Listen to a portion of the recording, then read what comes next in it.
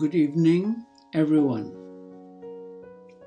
He took the child by the hand and said to her, Talitha cum, which means, Little girl, I say to you, arise. The girl, a child of 12, arose immediately and walked around. At that they were utterly astounded. He gave strict orders that no one should know this and said that she should be given something to eat. Mark 5, verses 41 to 43.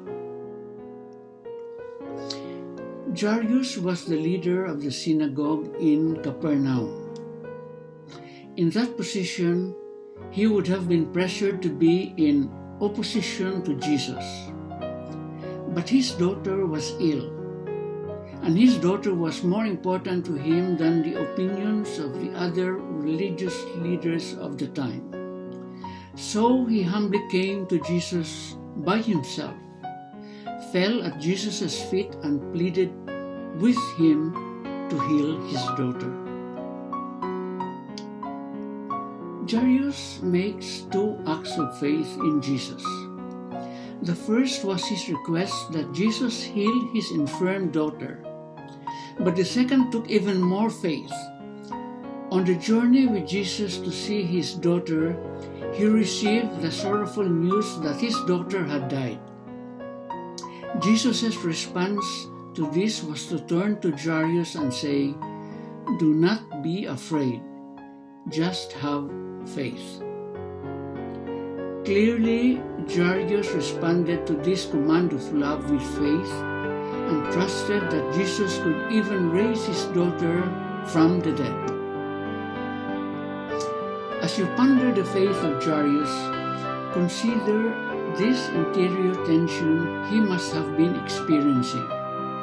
He was tempted by the political and peer pressure of the scribes and the Pharisees who opposed Jesus.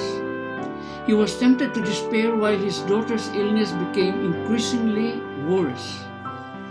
And even when he heard she had died, he would have been tempted even more to despair when faced with the apparent fact that Jesus was too late.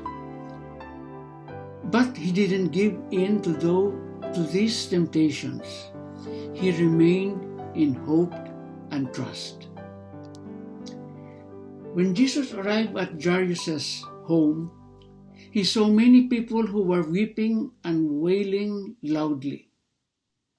When Jesus questioned their acts of despair, he said to them, "The child is not dead but asleep." But upon hearing this, they ridiculed him. Clearly, the other people present did not have the hope and the faith that Jairus had. Therefore, it is also helpful to prayerfully meditate upon the contrast of Jairus and the others present. The story concludes with Jesus raising the girl from the dead. He told those present to keep this miracle quiet. Jesus did not heal her to gain fame. He did not heal her to prove to the people who were despairing and without faith that they were wrong. Instead, he primarily healed her on account of the faith manifested by the girl's father. Finally, Jesus' divine love shining through his humanity is clearly seen when he says that she should be given something to eat. Jesus did not stand there expecting praise from those present. Rather, his loving compassion shone through as he expressed his concern that this little girl must have been hungry. His love led him to address this minor detail. Reflect today upon how you would have acted were you Jairus. What would you have done in the face of spiritual and moral opposition? Would you have turned to our Lord in trust and confidence? And when all human hope seemed lost, Would you have maintained your trust in our Lord?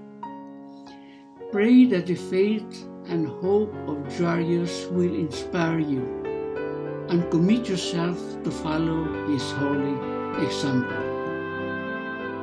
And God bless you.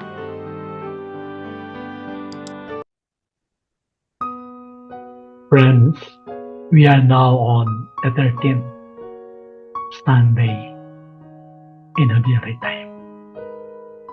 And our gospel for this Sunday tells about the healing of persons with various infirmities, with various diseases. Today's gospel tells us about the divine power and infinite mercy of Jesus.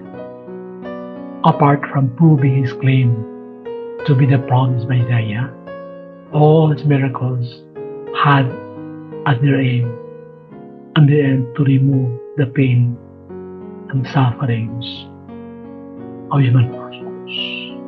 All of us have a take on our sufferings, infirmities, sicknesses, and all of us should open ourselves to the healing power, healing touch of the Lord. The Lord did not perform any miracle for the sake of astonishing people or to satisfy the idle curiosity of people. Each one was performed to help someone in distress. All who were helped with the miracle of mercy had one thing in common, namely, they were motivated by faith in Him and trusted fully in His mercy and power. For instance, we see the leper in the Gospel of Matthew who expressed the sentiment saying, "Lord, if only you want to, you can heal me." Here in the case of Jairus, it was the relatives and friends of the girl who showed faith and confidence in him. In the case of the unnamed woman, it was her faith that did touch him, and her charisma and transformation in her. Jesus, through his miracles, gave of himself and asked us to give of ourselves.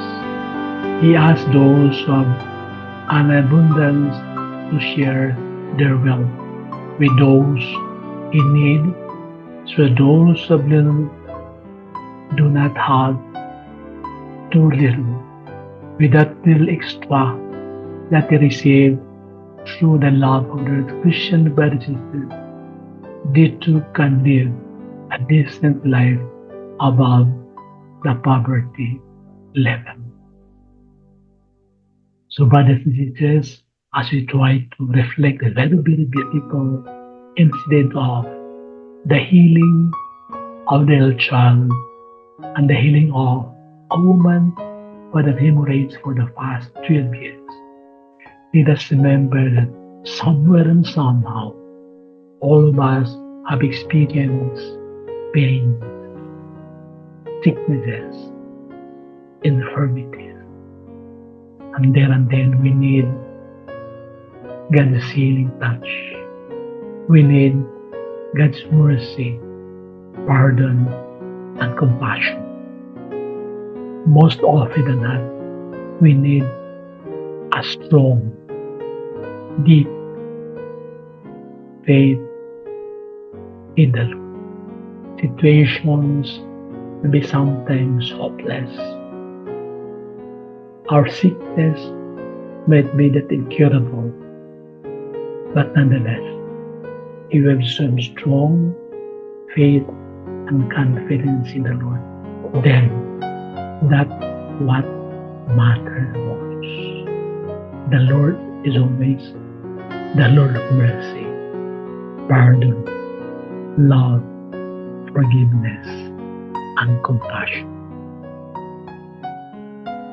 After Sunday, God bless.